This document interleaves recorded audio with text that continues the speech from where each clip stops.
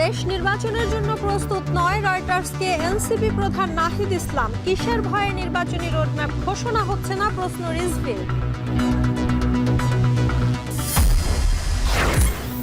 জুলাই ঘোষণা চূড়ান্তের পর এক অংশ বাস্তবায়ন করবে অন্তর্বর্তী সরকার, বাকি অংশ রাজনৈতিক সরকার।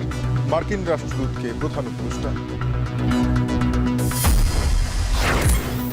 2016 সালে জঙ্গি সাজিয়ে 9 যুবককে হত্যার অভিযোগ, সাবেক আইজিপি সহ 3 জনকে 24 মার্চ ট্রাইব্যুনালে হাজিরের নির্দেশ। অর্থ পাচার মামলায় খালাস তারেক রহমান ও গিয়াসউদ্দিন আল মামুন। রাজনৈতিক প্রতিহিংসা থেকে হয়রানি বললেন আইনজীবী।